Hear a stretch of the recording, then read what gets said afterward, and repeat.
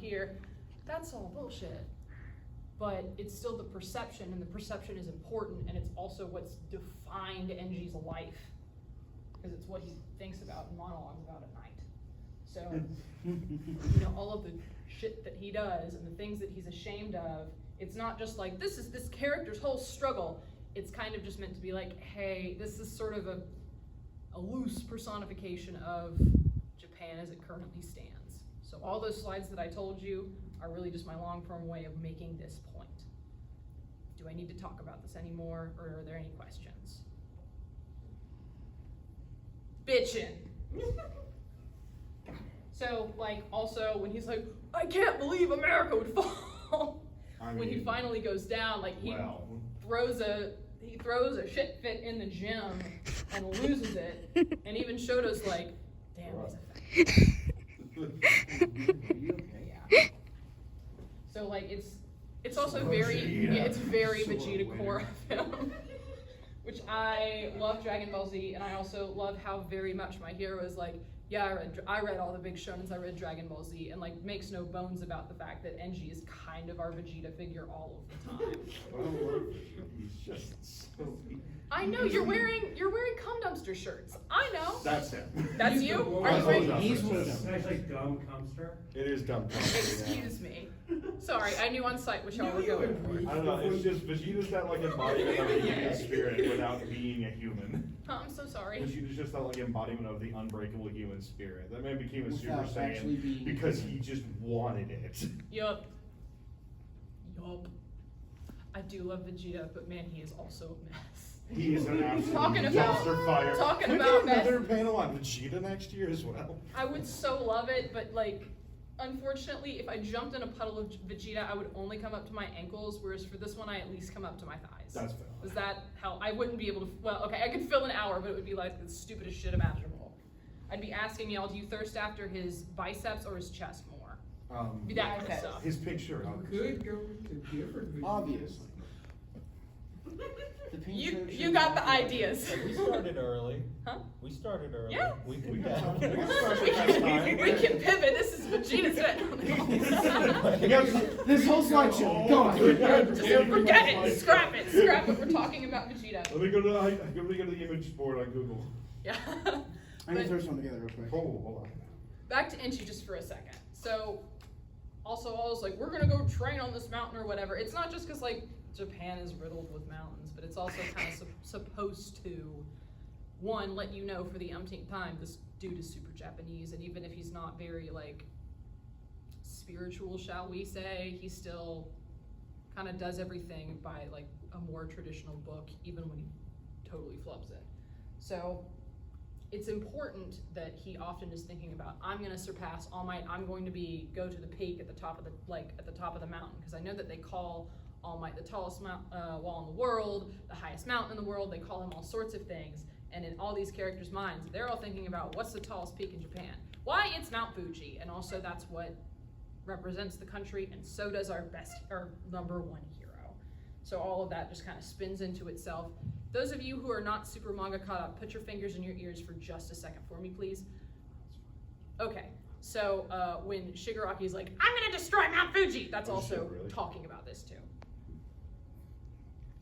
That's something he would do. So who's mad about the idea of Enji getting any sort of redemption? Be honest, and it's okay. Okay. I have no intention of changing how y'all feel about any of these characters. I really don't give a shit. Like, he should make an effort to be a better person, a better father, but also he's an absolute dickbag that should be held accountable for his shitty actions. Yeah, and Like, both things are and should exist. yeah. You've got it. The Like, yin his and the role as a yang. parent is to be better. He has to do better. But he's also a dickbag. Yeah, and balancing two things. That's what we're all about here at My Hero Academia Central. And also, I only bring up this slide to show that like it's kind of obvious that he's going to have some kind of redemption arc, and even if he totally fails at it, it's the struggle that makes it noble, and that's kind of what the story is framing. The story is also framing the fact that he's a huge dickbag. So I mean, both are true and both should be true, but we're going a little bit more like on the wheel. Growth and change is gross and bloody and not pretty, but like it's gotta happen in some way. Yeah, and Leonard. Mr. Fiery effort all the time is gonna be ground on that wonderful karmic wheel of Hammer, forever. nail, any other situation, hammer still. Yep, exactly. So, we've talked about NG. We're gonna move on to Ray. Are we good, or do we need to talk about NG more? Okay. His wife. Who can tell Okay. me? Yeah. Who can tell me Yeah. Who can tell me what Ray Todoroki is? Not who she is. We now know who she is. She's his wife. What she is. Mother. Victim. Done straight up Insane. Hmm? Insane. A little bit. Yeah. Cool. kinda. She mentally unstable. I feel like she's traumatized, Very kinda. traumatized, Oh, very for cracked. Very Yeah. cracked Need of man. therapy. Yeah. Unwilling Crack wife. tag. Actually, that's just this entire family in need of therapy. Desperately. Yeah. So, Victim. Ray, specifically, she's the daughter of an old and prestigious family who married NG for their sake. She's the money and the pedigree, and he is the current hot thing. So this is your old nobility, and he's the new power, the new ambition who came from, we can only assume, pretty much a layman. So, he bought his wife, which, as fucked up as that Cringe. is, yeah, it's cringe, but it's also Cringe. not as cringe as it could be. But Could be first, worse, but it's not great. The question is, how much did he pay? Oh my. yes. That's what I'm saying. I'm trying to hear in the back, and I can't hear too good. That's the concern here. Realistic that is the thing that happens. Yes, Yeah, it is, and that's definitely say that. and it's the point. So Ray also she suggests a Yuki Onna, which Horikoshi is references. It's just she's a snow lady. There's lots of stories about them. They're characterized both as evil or good or neutral or just a thing in Japanese folklore, but everything about her kind of suggests one, sort of like everything about Enji sort of suggests a fire demon who lives on a mountain, like, say, in some stories, Mount Fuji. So they aren't just like all the other things that I've said about them. There's also always a little bit of a mythological slant to really a lot of these characters, but especially the Todoroki family. And I think that's neat. But two, I think it's also especially important to point out because how does she give Shoto his scar? Does anybody want to remind me? Boiling water. She poured boiling water on his face because she couldn't stop seeing her husband in him. Yes. But also for Yuki Onna, one of the common stories is like, you see a woman probably with white hair in a snowstorm and she's like, oh, I have nowhere to go. So you take her in and you're like, okay, there's a hot bath for you. We'll help you and we'll get through this storm together. And she goes and takes the bath. And then when you're like, she hasn't come out for a while, you go in and she's just she's a block of ice left behind in the water because she couldn't take the heat. So the fact that Ray took like a boiling kettle and splashed it on her son is kind of like, that is what you would do if you wanted to get rid of a Yuki Onna, specifically. Sorry, it didn't work. I don't think she went crazy. She was just watching a little too much Avatar. She watched too much Avatar. Sometimes we all watch a little too much Avatar. She also, her cool beauty self, it's very much like the trope of the Yamato Nadeshiko, which is like the perfect Japanese woman. And in and of itself, the Nadeshiko thing was kind of propaganda given to women to try to make them the perfect model wives, especially like before World War II when Japan was nationalizing the fuck out of itself, and then during and after. And it's more and more fading away as everyone's like, that's total fucking bullshit. But the trope itself of like, I'm calm and gentle and I seem submissive socially, but privately I can still influence my husband and make sure that the house runs harmoniously, but you never see my like ugly side. It's still a trope, it's still a thing, and it's also kind of what she's expected to be. And she was not able to do that early in her marriage at all. Also, I want to point out that the dianthus, that's what the flower, it's a dianthus in English, or if you prefer, a type of carnation. It looks like Fuyumi's hair, kind of. So, back to the arranged marriage thing. It's old-fashioned and notable and weird, but considering how much money Ray's family had and how much prestige they had, and Enji's position, it's not actually that weird. Of all the shady shit that he did, the concept of him buying his wife in this manner is, in and of itself, is not actually one of them. The fact that it was a court marriage is totally shady, but like in and of itself, no, it's kind of socially, I don't want to say accepted, but not that weird. Also, do y'all know what a Christmas cake is? Okay, you do. Would you like to explain? So I'm not the only one talking. It's a tradition in Japan, they get a cake on Christmas, especially between couples or families, for that occasion. Yes, do you also know what it means in slang? No. Okay, a woman who's older than 25 is a Christmas cake because she's no longer good after December 25th. So she's too old to get married. Not really. Oh. Like, she's seen as damaged goods. So Yeah. Ray was younger. It's also not that weird that he married her younger, especially because these are traditional folk. So that's what the Christmas cake is there for. She was not, I don't believe she was quite close to 25. I think she was in like the 19, 20 range, and he was like 23. He might have actually met her when he was 20 as well. I cannot remember the timeline. But it's not that surprising that they were young, and it's not that surprising that they got married in this manner. So, also about, well, what if Ray was like, okay, fuck this is a lot of bullshit, I want to leave. This would not turn out well for her. This is perhaps the worst thing she could do, and that's not even like assuming that Enji would want to retaliate. Let's say that Enji was like, okay, I will do whatever you say. It would still fuck her over. Because even though it was her money that Enji married into, once that happened, he's the man of the house. He owns everything. So legally, it's all his. She also has no job training or prospects. And publicly, they would be causing a scandal which would completely fuck not just her, but also the kids by extension. And while it would still reflect very poorly on Enji, he would not be getting the worst of it. So that is why they didn't get divorced. It just wouldn't make any sense. Do we need to talk about this more? Okay. Also, wifing is a job. Like, it's super a job. Even today, in Japan, if you are a stay-at-home mom, you get a stipend, meaning you get paid to do just that. It is a job. It is a role. It's actually kind of based. It honestly, That's how it it as a concept, yes, it is. But alas, it seems not to be helping their birth rate currently. But whatever. I don't Everyone's run birth the rate is policy. fucked right now. That's true.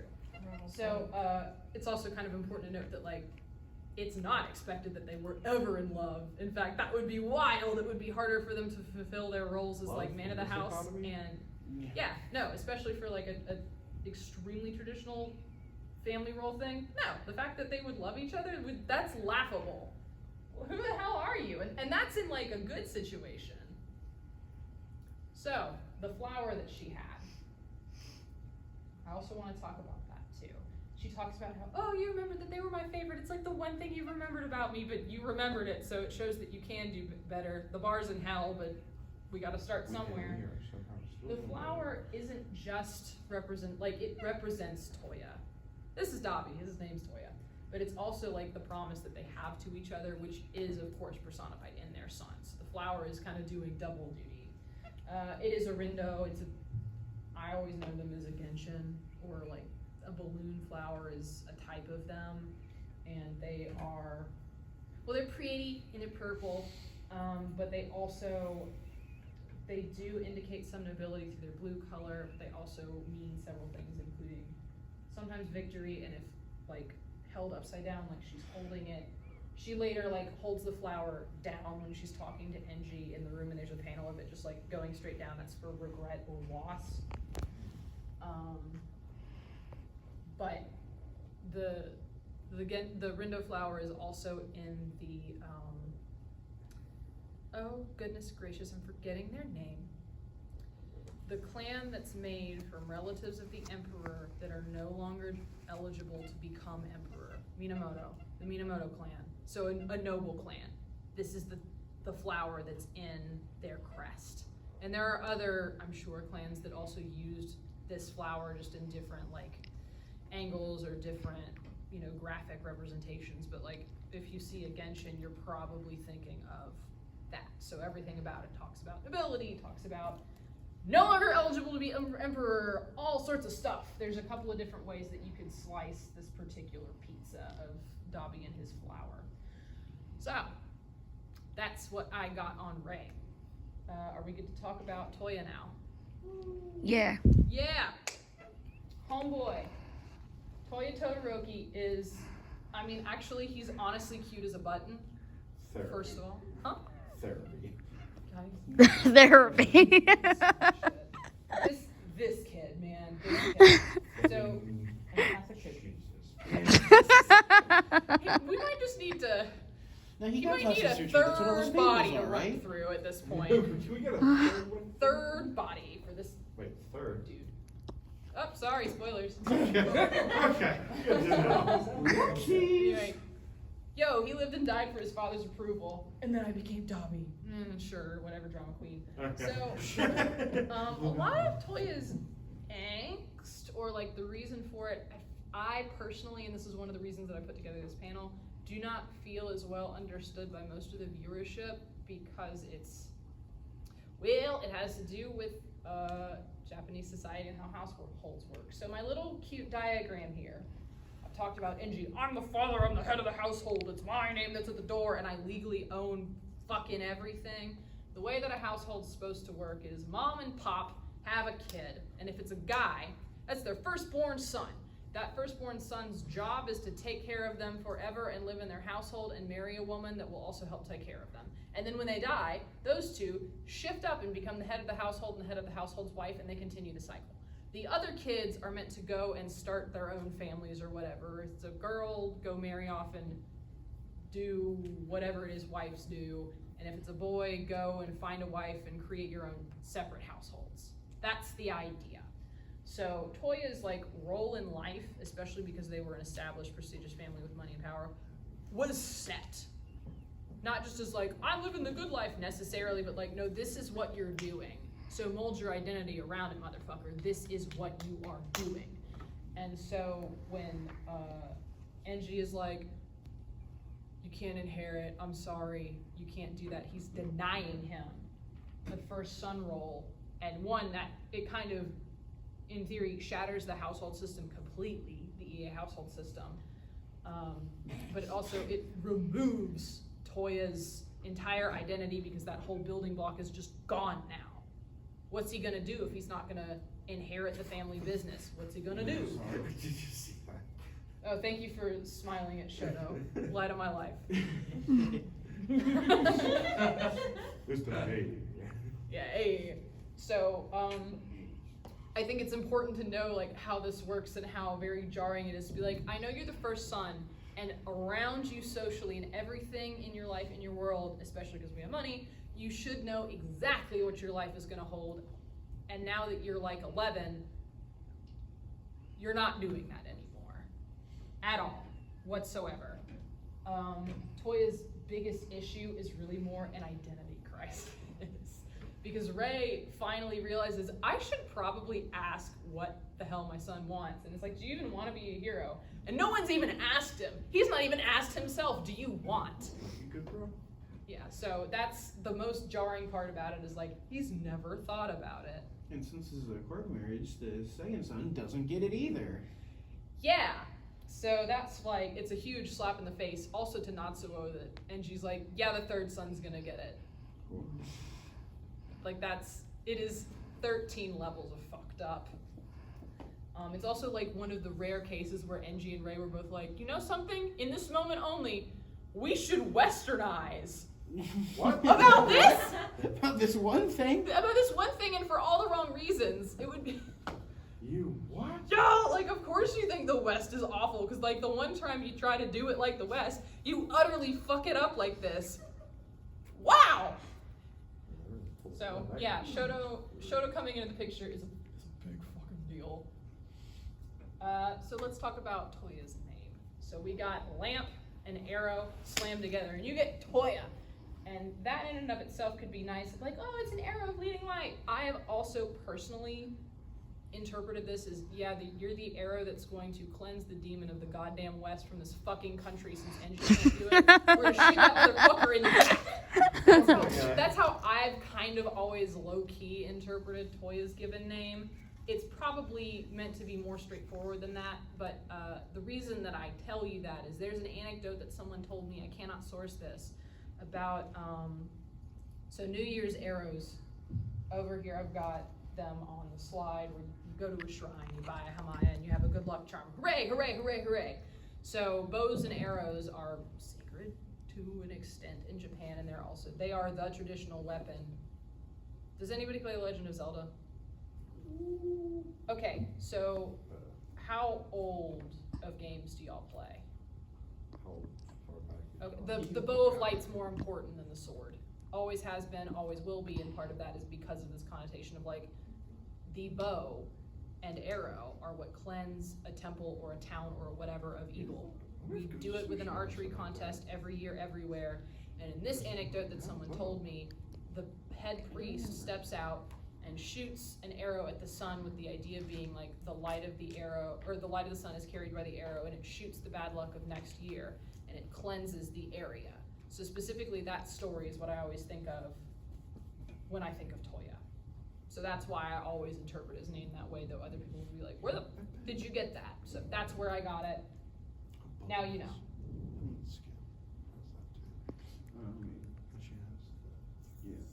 But, you know, like I said, they tried to westernize, and that did not go so well, especially because other than being like, well, we're gonna do it this way, but not offering any guidance of like, hey, Toya, here's then what you do with your life instead, and instead throwing it on the 11-year-old to be like, who later 13, and then be like, okay, so do you have any friends? Do you have any interests besides being a hero? Not really. Do you have anything on your own besides your identity as the first son? Well, find it, says NG, who also doesn't know how to do any of those things. I choose to be a briquette. Toya says no to all those questions, and then she just says, "Oh well." Oh well, and then yeah, Toya burns Not my himself problem, to death. even though it actually It is. totally is my problem. He's an arrow. He can shoot his way to a job application. He shot his way. Yeah. Figure it He out. found a job. It wasn't a great job, but it was a job. It was It- a job. Technically a job. He did find His a job is An being internship. degenerate.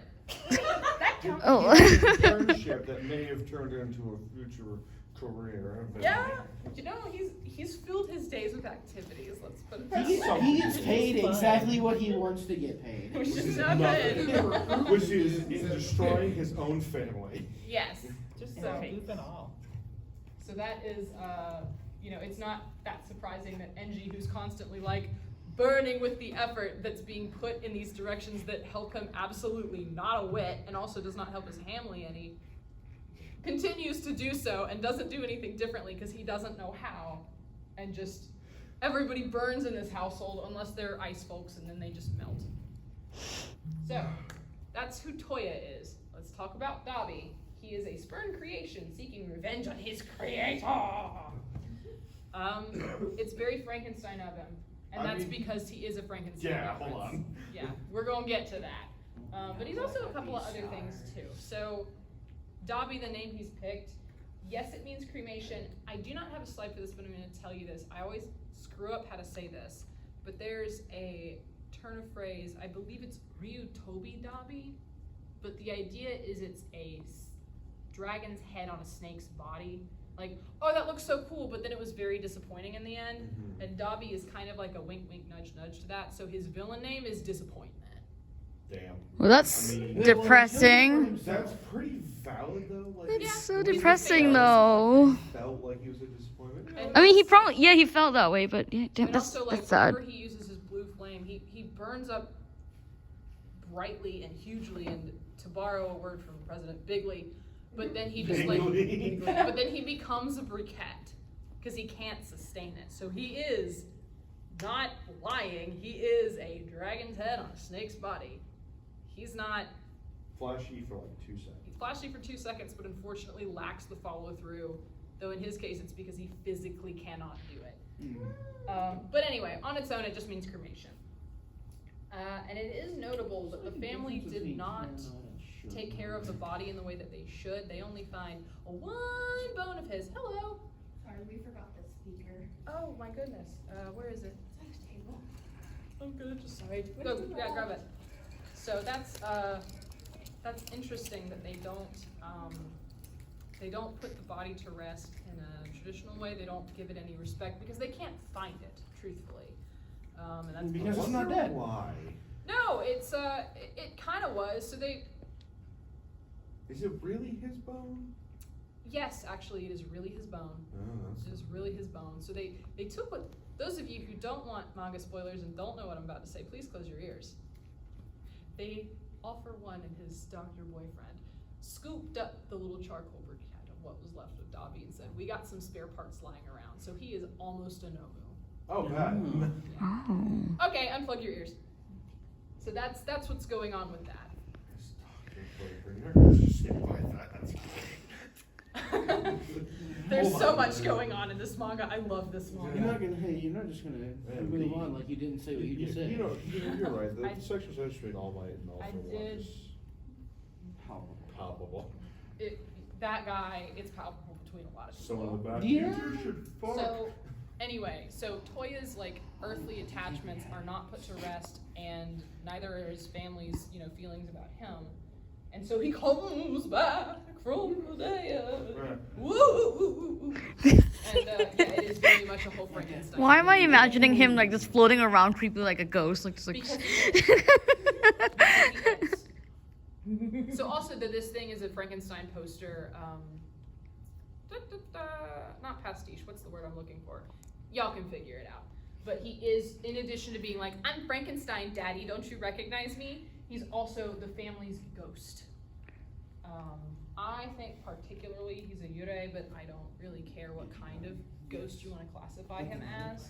But like that's why the blue flame aren't just super hot, but they're very like woo, spooky, ghostly. Everything about him is very ghost. And yeah, Blue was actually a lower flame. and he does leave his mark on Enji through the scar. He leaves his mark on the world through everyone, and that is one of the ways that such a ghost shows like their mark of the curse and then spreads it. So someone is infected, shall we say, with the curse, and then the next person that person comes in contact to also spreads the curse, and so on and so forth. It works in some ways conceptually, kind of like Shigaraki's decay. Gee, I hope there's no correlation there. There is. What? That's crazy. Yeah, so the blue flame of Omibi, like the Omibi little spirits, that's on purpose. Everything about him is ghostly. And just another little Frankenstein like note here. Did anybody read the book, and do they remember what they read? Because this is the part I have trouble with. Frankenstein? Yeah, Frankenstein. But I know most of them. Okay, so the League of Villains, most of them are based off of usually Hollywood monsters in some way, shape, or form, in addition to what the fuck ever else is kind of going on in the stew, with Himiko Toga being Carmilla. And, and, I cannot remember the other one I'm looking for. Spinner. Well, I mean, Spinner is Teenage Mutant Ninja Yeah. Spinner, but Dobby is Frankenstein. And Twice is then, just Deadpool. No. and Twice is Deadpool, but he's also a little bit of a thing. There's an Yeah. existentialism thing going on there. But the joke is when you see him, you're like, oh, it's like Deadpool, and then he's not actually that much like He's actually Deadpool. cracked. He's cracked, but still like the He joke needs help. stands. So right. So when Frankenstein's monster confronts his creator in the book, it's in the mist. And so when Dobby comes out after the Nomu attack in the city where Hawks is helping him, Enji mentions like, I can't see, one because one of my eyes is totally fucked, but also there's debris everywhere and it's foggy. I should know who this figure is, but I can't really see them that clearly. It's kind of the same kind of scene.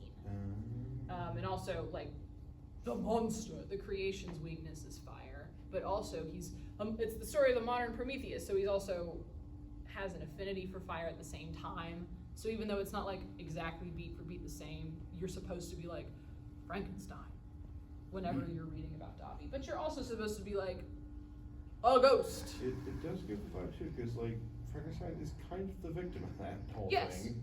he is, but he still is fucking A shit up. monster. So Oh fuck, that's yeah, a lot so more like I graphic. said, his curse mark, he is not the one who directly gives Enji the scar, but he's the one who's like, I brought a Nomu to a fist fight, Ah, and shit. it almost won, and like leaves his mark through this scar, and he allows it to spread to others. And so he's like, oh, it's time for me to do my dance. And while he's like doing his monologue of like, I'm your son, the past never dies. Ooh, look at me. He's also talking about how his anger and resentment has grown and has spread, and one, you should look at me, you should acknowledge me. I'm your ghost, I'm your Frankenstein, I'm your monster, I'm your whatever you want to really ascribe to it. But like Dabi's curse that's spreading through all of Japan, Shigaraki is also kind of sort of acting as an instrument for it in a literal sense, but in a social sense, Dabi's message to the people of like, and now the trust in heroes will be eradicated and it will all fall apart. He's doing it in a different sense. So it's Dabi's curse amplified. He's very dramatic about it, and he gets super pissed off when it's his cousin who's like, why are you alive if you don't have the strength? And he's like, all right, fuck this, I don't know. And unfortunately for Dabi, Shoto is like, my brother and I, we're actually the same. I gotta save him. Me and the family gotta work together to save him. In my heart, I still think that I can love my brother. And Dabi's like, fuck you. Even though like the whole time he's like, pay attention to me, Dad, and he doesn't realize that like Shoto is super paying attention. He's like, brother, come eat some hot soba with me. Come eat cold, however you want. Hot soba for Shoto? Do you know that gag? Okay, so like when Inasa and Todoroki meet and they're talking about noodles, and Shoto's like, I like them this way, and Inasa is like, we have nothing in common because I like them hot. Like they have that argument, and Bakugo is in the background being like, no, I'm watching them friend flirt. I'd rather die. But later on, like way later on, when Todoroki's like, yeah, I want to save my brother, and like the boys of 1A, everyone knows this now, and they're sitting in his room, so, like, we're here to support you, and Ina's like, I know what it is like to have a brother who your life is kind of defined by, and everyone's like, okay, calm down, White Knight. We make this all about you. Yeah. Like, cool, thanks. No, he's being very sweet, but like no one else has anything constructive to say, and Shoto's like, surely you got to bond over something, and Bakugo from the bed, who's like, well, I ain't gonna make this any better, but I ain't gonna make this any worse, sits up and is like, yeah, what if he likes Zudon hot, is basically what he implies, and Shoto is like, but what if yeah. He also was like, it's funny, it's a very cute moment, and it shows like, okay, Bakugo, I'm so proud of you, you're gonna show that you pay attention to your friends, you're a little smart ass, I'm gonna kick you off the fucking Bakugo is adorable 90% of the time. I mean, by this point, he's just gotten really, like, wholesome, actually. He's growing on me. The most. Yeah. He will never tone it down, but he's going to go from like mean mugging at the camera to being like, Why is he Sparkles. so fucking Sparkles. There's Sparkles. someone in the world that I love so much, I'm going to die for them more than once. Ah! He's, I will never call him by his full hero name, though. It's too long. Oh, come on. it's okay. It's okay. If you don't want spoilers, please plug your ears again. Oh, boy. It's okay. On public television, he's going to say, call me Kanchan. You're fine. Hey. It's not his hero, but he is going to make that little blunder. Commit to the bit. Wait, he does? He says actually that? does it as a middle finger to all for one. So like it's meant to be like something sassy, but everybody else who's watching it is like whipped. Aww. Everyone. Wait, is an actual line he said at some point? Yeah. Oh. Something's fucked up with your ears. I'm Kanchan of the Bakugos. You'll fart. Something like that. I'm deliberate. just so you know, I'm deliberately exposing myself to these spoilers. This is so cute. I love this. He's cute all the time. Oh. So, it's a really good thing that there's other people getting involved in the Todoroki business, because otherwise, like, Shoto too, but like, the Todoroki's fate would be totally sealed if Izuku wasn't like, it's your power and it's yours to do, whatever his little speech is. It's yours! Your quirk, not his! Exactly. Like, without that, no one else would have, like, gotten their act together to be like, that green-haired kid with the busted arms is right. He's right, though. So, this part's very short. Let's talk about Fuyumi and Natsuo. Who can tell me what they are? Plot devices. No, I don't know. Brothers and sisters. There's the brother and the sister. Yeah, they are.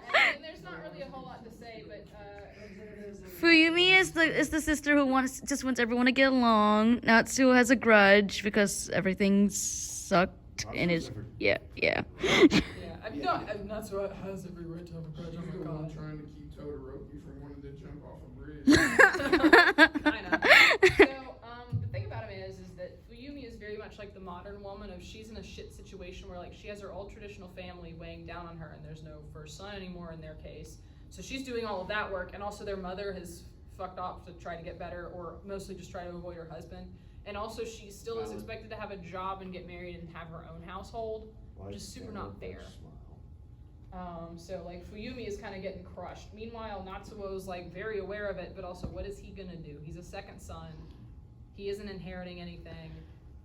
And with great love to Natsuo, with deep love to Natsuo, I love this character. He's his father made over just without any power. Just swing on his dad. Just start swinging on him. I mean, they get somewhere. I don't know if it would be anywhere good, but they get somewhere new. Might be a healthy release for both of them. Maybe bonding.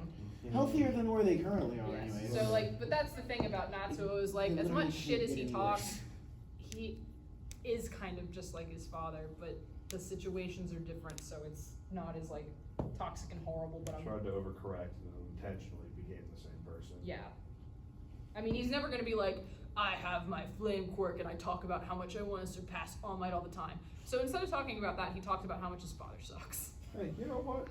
I mean, to be fair, he has every right to, though. He wants to surpass his father, And and NJ's just like, God, All Might sucks, and then he's just like, God, my dad sucks. yeah, and like. So it's not the same. Kind of. So I mean, it's not like a direct one where like the author stands up on a soapbox and is like, Oh. Natsuo is just like his dad, but it's kind of evident. Oh. So who wants to tell me what Shoto is? Shoto? One of the main characters. Yes, one of our main characters. In our hearts. Our wonderful. Arguably One of my favorite Arguably characters. Arguably best boy. Yeah, I'd agree with that. Love Another that. tortured soul and He's half and half, baby. He's happy. He is half and half. He is half and half. Yeah, he's gonna balance the forces of fire and ice, of trauma and getting better, of backwards and forwards, of male. and Holy female. crap! Wait, you're right. I didn't think about it like that Deku before. and Deku. Ha! He brings home a gay couple. He's totally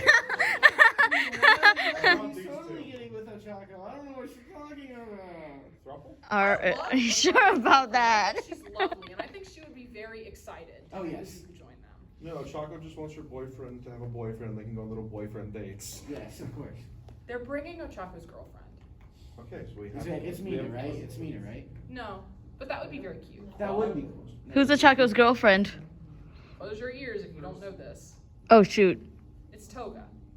Aww. I can see that. Aww. that tracks. Yeah, I know. The Toga Chaco agenda and the Bakudeku agenda are the same fucking agenda, and Todoroki is all in for all of them. Todoroki just like, He's just dating all of them. He should. I'm bringing them all home. So, yeah, no, this boy, it's all about balance. Everything about this character is balance, and it's not subtle. It's not even meant to be subtle. It's straight up. We're not going to talk a whole lot about Shoto because he's like... I mean, the Zuko comparisons can continue, I suppose. They can't, like, on a superficial level, they can, but honestly, fundamentally, they're different people. Yeah.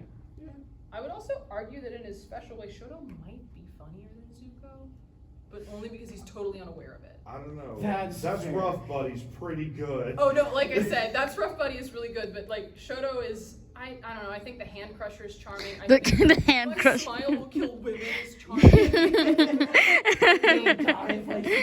Yeah, I think that when they're in the airport and Shoto is like, don't worry, I don't know if y'all read like the World Heroes Mission Extra, but he's like, if you can speak English, you will be fine. If you can speak English, you'll be fine. And like Midori is doing all this stuff to calm himself down, and like Todoroki doesn't know how to be constructive except for being like, it's okay, you have conversational English down, it's gonna be great. It's gonna be great. It's gonna be great. So I don't know. I think that Todoroki has a really fantastic talent for doing just the cutest thing ever without. I know. So, do we need to talk about Shoto more? Because that's really all I was gonna touch on for him. We can touch on how he's even balanced on each side of the table.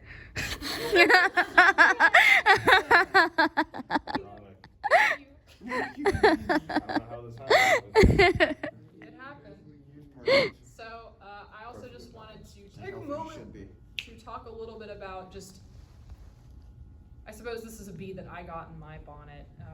When Enji's like apology to the public came out, a lot of people were like, what does this solve? This doesn't, like, there's no real punishment coming down from the people from Enji besides like a sort of sideways one where the shoe's gonna drop way later.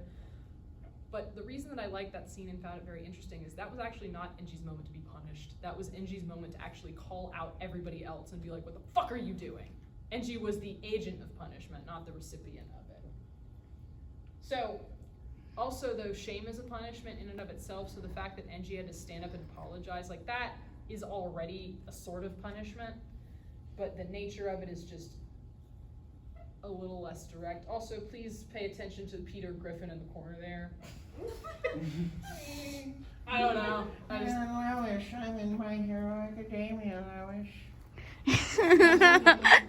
But I pull up these, you know, these images specifically because they talk about how the unease and the distrust in hero society spreads, and a lot of people, like, they wanted to hear from Enji, but what they wanted him to tell them is, no, all of this is a lie, even if they know that it's not. They want the veneer of business as usual to come back because it allows the status quo to stay. And instead, the thing that Enji and Hawks do is at once been needed forever, so it seems like, well, duh, you dumb shits, of course you're all corrupt, but was all actually brave. And basically Enji was like, no, it's all true, everything's a sham, own up to it, face it, live with it. I'm still your #1 hero. So everything that you're ashamed of, I own it. Be ashamed of me, but also understand I'm a reflection of yourselves. Yay, Enji. Or, okay, Enji, whatever. Strong words, dude. Okay, slide. Yeah. Go off, King. So like that in particular is a scene that I was like, actually, I thought this was kind of well done. If it seemed it was brief and there was a lot of other stuff happening, but I thought it was kind of a nice touch. That was actually really well done, yeah. Like a public stance. Yeah, and standpoint. that's what I think a lot of people are missing, is that so much of this manga is not just about like, I'm a character and I'm undergoing growth, but also like, hey, the world outside me, I can't do a whole lot to change it, but that doesn't mean that I have to turn a blind eye to the fact that it's fucked. It arguably would be worse if they had denied everything, because if it continued to come back out, Yeah, it would have yeah. destroyed any kind of goodwill and reputation that anyone in the hero business Yes. would have. It's a really good thing they The owned ability up to to it, own up to honestly, that is because probably the most important thing that they could have done. Yes. So there are a lot of reasons, but like Enji in particular gets kind of strict with the people. I'm sorry, I got very distracted by how long Best Genius's neck is every time he's on screen. Like, not. why is your neck so fucking big? He's just really tall. That's mostly just shoulder. Unclear. Unclear. Very We've never seen That man Sudoku's face. is 90% neck and it's all gene. There is no neck in there. My husband calls his outfit his Canadian tuxedo. It's all Well. denim. I see it. Anyway, Oh, it's a lot of denim. so much denim. But also, how interesting that it's Keigo that appears alongside Enji for this apology, because Dabi, his actual son who killed quite a few people, and is like, yeah, I did it. I gave you a video about how I did it, and I ain't sorry. Watch me shake my ass. Like, that's his response. So he doesn't come forth and publicly apologize. Meanwhile, y'all know Hawks' backstory? yeah. Okay. I think. His father you was a do. criminal. Endeavor caught him. Right. Yeah. Dude, it's been like a year since So- that season. Yeah. Wonderful Hawks, who I think is the winner of character I'm most likely to find drunk, depressed, and vomiting in a toilet Friday. A personal. We love a problematic king. We love a problematic king. Yeah, you know what? This is Kohei Horikoshi's Pathetic Men catalog. That's what I like to call this series. Slide. So anyway, but so Slowly, pathetic. Keigo's father, who was a criminal, will never come forward and apologize. But Enji, who is sort of in a way that Enji is unaware of because this man lives his life like not knowing half the shit he needs to know, his sort of weird unknowing surrogate father figure Really? is coming forward to apologize. And Keigo, who is unbeknownst to Enji, who doesn't know fucking anything, his sort of surrogate son figure is coming forth to apologize, whereas their actual father and son, respectively, are not doing that. So the two of them are kind of like Hey. being a stand-in for someone else, even though Hawks is, I'm very sure Hawks is aware of this, and I'm also very sure that Enji is not. So that's just another interesting thing about the apology and why, like, Pro hero third wheel. I love Tsunogu. I love him. Someone get him an award for that? He's so good at it. He's gonna sow fate for a particular gay little boy. He third wheels so good. Tags out. So, the secret Todoroki is Hawks. Can anyone tell me what Hawks is? A cutie patootie. Yeah, A stand for everything that Enji wanted from his son. kinda. Maybe not But intentionally, like a but real like, smart ass about it. yeah, but like not intentionally like a stand-in. He just kind of did it. Yeah, he did it out of love, because he's, whoo, Hawks, you're a piece of work. So, Oh, look at all that trauma. Keigo is, the fastest hero. I think is the nickname for him the fastest man alive, or am I getting that confused with Sonic's the fastest thing alive? There's no way there's not someone faster than Like him. in terms of running speed, yeah, like the Tenyas have him. The Tenyas? You mean the Wow. Idas? The Idas? Ida Tenya, but he hasn't beat in that respect. But in terms of just like, here's the situation. I've processed it. I've acted on it. I've resolved it. In that sense, he's the fastest. That's what they mean. And it's also when he's like makes his feathers come in and make Bakugo, Izuku, and Shoto look like chumps. Makes them look like the Three Stooges. That's like what he's getting at, and why he's like, as long as I'm a little bit faster than the younger generation, it's not going to call attention to the fact that they could be exploited the same way I was. I have to be better than them to protect them. Fuck, he's so cool. In his special way, I agree, but I still think he wins one of the very specific brand of gonna vomit in a toilet most pathetic award. What So was your he choices? is, you know, the whole father-son drama that only two of these characters are aware of, and it's dubious how aware Toya is of the fact that, like, Keigo fucking loves his father. He knows that, you know, Enji in some ways saved him indirectly, but it's unclear how deep that snooping went and whether he knows that, like, Keigo the whole time is like, I wish I was Enji's son too, or not. But also, yay, American comic references. I don't talk about them a whole lot because I don't like American comics, but, you know, my hero is littered with them and they should always be, like, pointed out whenever they happen. So here's this one. Yay! Does anybody Yay! That's a pretty X-Men? good imagery, and I do like X-Men. Okay, so all right, cool. It reached the audience it was meant to reach. Back on my New Year's traditions bullshit. So Hatsuyume, it's the New Year's dream, and it said that if you dream these three things, you're gonna have good luck. It's mountains, hawks, and eggplants, and I always am like, I'm not really sure how best genus Tsunogu is an eggplant, but It's the color. It's and the long color. neck. but I'm gonna go with it. So for the top three, I always think New Year's dream. So that's just a little fun thing, and also a good excuse for me to be like, best genus is an eggplant? Pitch that, see if anybody laughs. And still, Mr. Hawks is the wings beneath Enji's fire wings or whatever, because he supports them Yeah, all the he time. literally does that at one point. Yep. Yeah, he shoots his little feathers Yeah. during the We'll fight against the big hood enemy. fight. The hood Yeah, fight, the- Yeah, when he goes up and Fukuoka. just. Yeah, so he is the wings beneath his wings. As far as his name, like, Hawks isn't even like that random of a hero name for him to pick, though he says that it's because of the basketball team in Fukuoka, which is where he's from.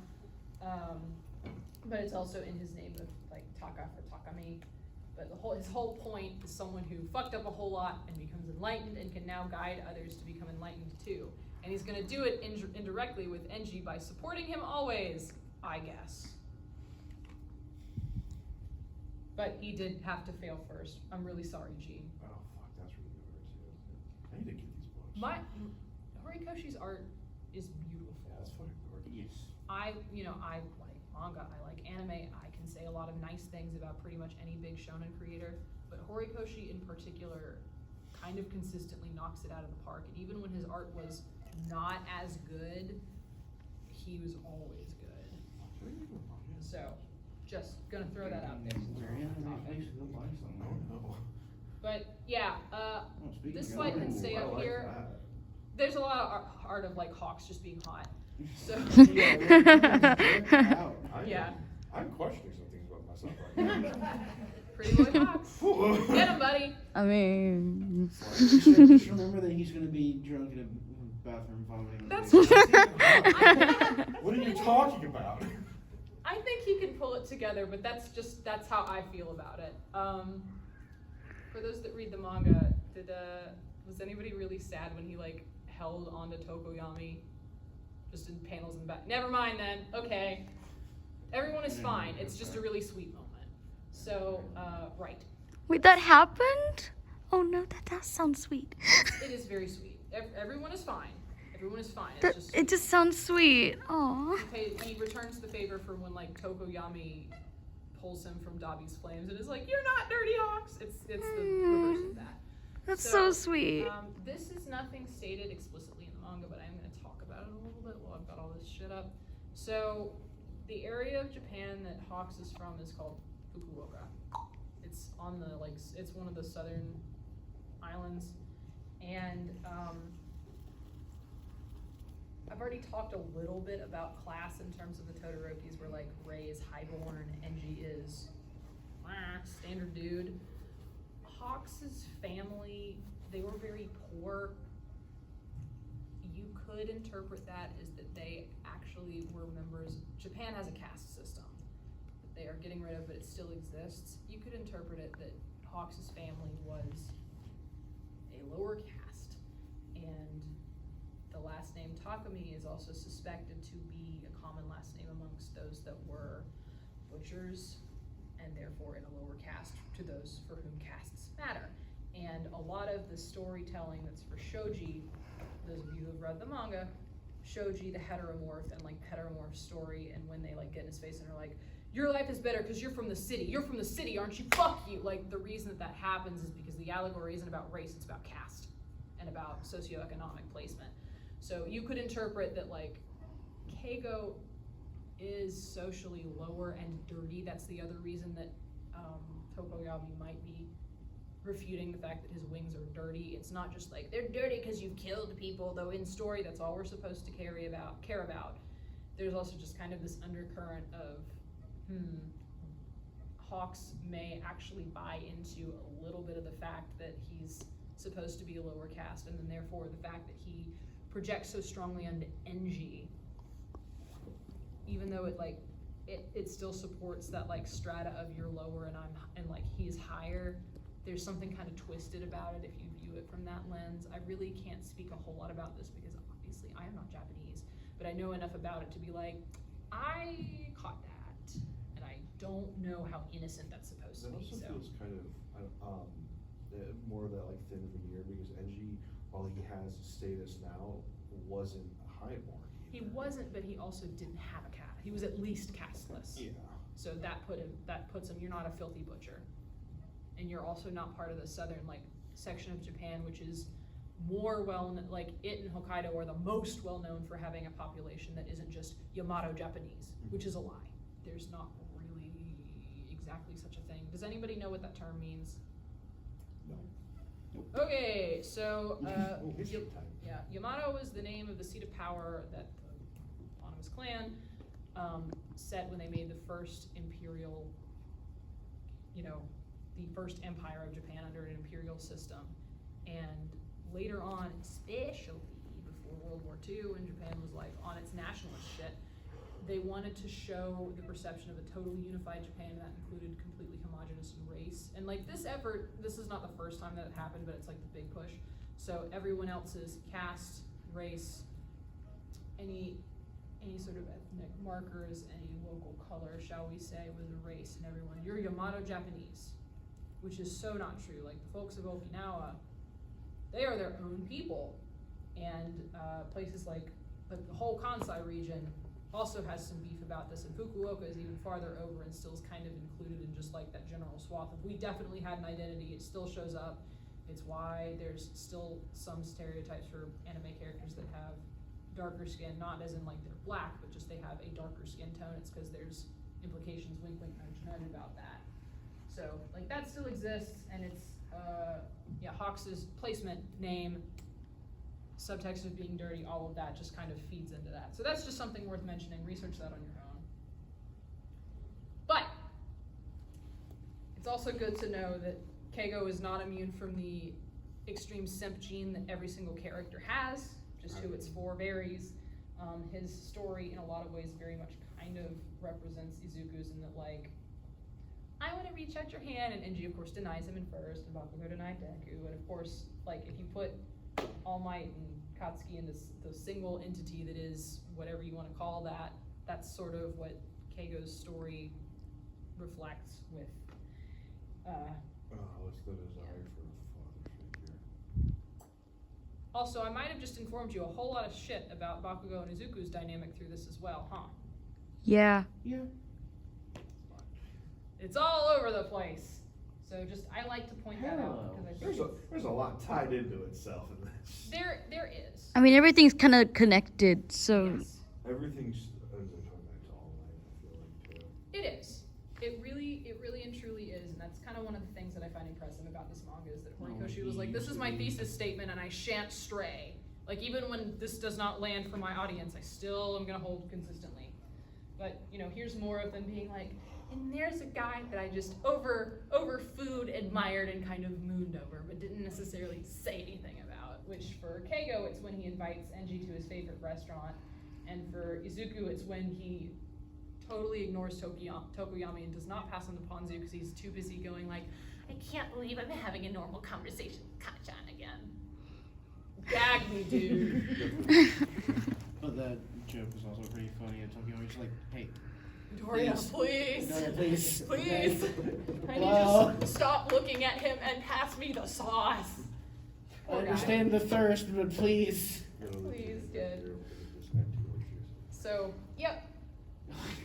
And again, it's sort of part of the ultimate fantasy for someone who's kind of an abused child like Keigo, that like whoever the father figure was or is also kind of fucked up. But like the fact that he would apologize when Keigo's own father wouldn't. Wow, what a man. Bars in hell! But you know what? Still, Enji does decide that he's going to take full responsibility. So it's Something. something. It's something, yeah. It's something. We're going to go back to All Might and Enji for a minute. Are we cool with this, or does anybody want to talk about Hawks or talk about something else or transition to something else? I'm here for this man sipping over another man. Let's go. So much of that. There's so much of that. That's like half of the show. It's 90%. It's 90% of the show. Let's be real. So everyone knows that Bakugo and Endeavor get compared a whole lot. Bakugo is also like, I can't say I'm sorry, Deku. There's a lot behind that. That's, your mileage may vary, but they both have that thing of like, you don't have to forgive me. You don't have to forgive me, baby, I was wrong. Except to Enji, it's to his son, so whatever, that's creepy. And also, close your ears if you don't want some manga spoilers. Alright, so Bakugo's whole thing is he is carrying in his pocket through this entire fucking series that little card that he and Izuku got when they were kids from the bags of chips. What? There you go, my son's gay. So, Oh, no. yeah. Wait a minute. But, You're giving the cutest spoilers, just saying. I They're all told so you cute. he's cute. They're all So- so cute. They are also cute. So he has wanted to ask All Might for his autograph for like the entire series. He has held himself back because he's like, I'm a shit and I hate myself and I'm not worthy. So every time you see a shot of his hand by his pocket or in his pocket clenching, he's holding that fucking All Might card. Just Oh so my. you know. Oh my. Oh. Horrible. Yes. What the Oh, fuck? so cute. That is adorable. This is what Oh, you do. no. This is what My you're talking about son. forever, like, it gets I came here for Todoroki stuff, but now my heart's just like, ah. God, Bakugo.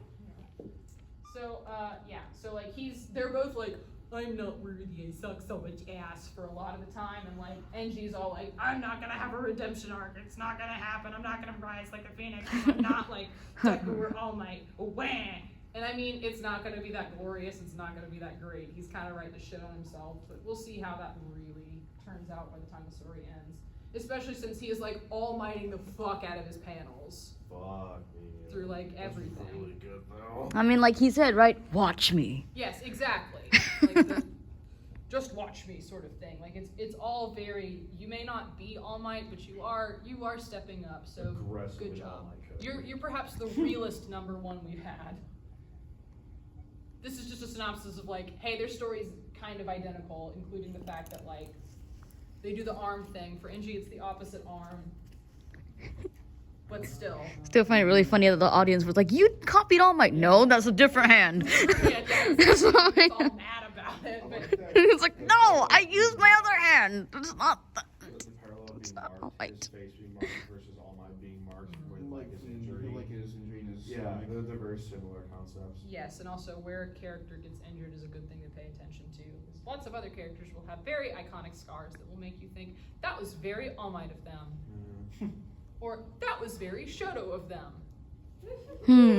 Facial scars are definitely like one of those things that's extremely telling and hard to hide. Yes, and that's the idea. Is like, I've marked you with my curse. I've also marked you with shame. Everyone will know. It'll never go away. Like that's. Whereas All Might was able to fake it the whole time until he Because his was on his stomach. yeah, until he had to start throwing hands with basically a Hey, god. fake it till you make it. Yes, though All Might himself is also sort of a god. He's the Almighty West. Yeah. Fun. The idea. Even though he's still you can't Japanese, but kill hey. an idea. Yeah, you can't, and that's why it's like, I'm gonna make him a symbol of fear. That's why Bakugo is my symbol of victory. Well, you know, they're all symbol of something. Symbolism, it's important. Yeah, and it's not subtle. So, also, I would like to point out this parallel about Izuku and Enji. I've already said that, like, everyone knows that Bakugo and Endeavor, like, yeah, they're similar. Hooray! Yes, great. We can all read. I'm very happy for us. But, the scene of Enji in the hospital with Shoto being like, we gotta go save Toya, is identical to Kirishima being like, hey, buddy, we gotta go save Bakugo. And in fact, Shoto is watching the Kirishima scene, like, as it's happening. That's why he's there being like, I get it, it's the same for me. So it's kind of very telling that he's like, I'm gonna have a Kirishima moment with my dad of all people. It'll work. And I alone cannot reach him, but maybe together we can. So like, while Kirishima is Izuku's surrogate arms, especially for like, when it's actually time to reach out his hand to Bakugo, and that's why Izuku's like, I can't be the one to do it. Why can't I hold his fucking hand? But like, Kirishima's doing it on his behalf, like, on his behalf. I love that can't hold his fucking hand. Yeah, and so like, Shoto's doing the same thing, and for those that know, you know, Shoto alone cannot save Dabi. He tries, but he can't. Oopsie. And they also both, like, everybody is following the pattern of like, I failed at this thing, and then I denied that I failed, and I denied that I wanted it, and then I wanted it so bad that no one could ignore it anymore in this manga. Like, just, that's the way it goes. This is a little bit of a spoiler for Dabi over there, and you know what? Also, it's a pretty big spoiler for Bakugo. Sorry, y'all, forgot that was in here. But like, with Bakugo and Dabi being like that, I need to say that person figure to Izuku, and then let's just call them the entire Todoroki family, like the whole little system behind that, and like what is happening beat for beat is the same. That's all I really wanted to point out. And yeah, Izuku's just watch me, and Enji's just watch me. Like they are very much doing the same thing. They are having the same arc, even though, you know, Izuku is just, I want to be your hero, and is innocent of most things. It doesn't change the fact that like the bones are the same. Enji is just not very successful at being like covered in snot and teary and looking really cute and made people being like, This poor kid. yeah. So He's doing his best. also, I don't want to get too far into this part, but like Uraraka delivers a speech for Izuku, and it's a little bit like Keigo writing the speech for Enji, even though Enji himself is the one who said that. He's not the one who like initially wrote the words and kind of framed, here's what we're gonna do. Fuck, that was So such a the good- one like big difference is that Izuku is a kid protected within an institution, the My Hero Academia, whereas Enji is an adult who represents the whole enchilada of the institution of their society. One for all for one, all that kind of shit. But we'll see how the manga ends and how much of this is really important to you. And that is the panel. Woo! And then that was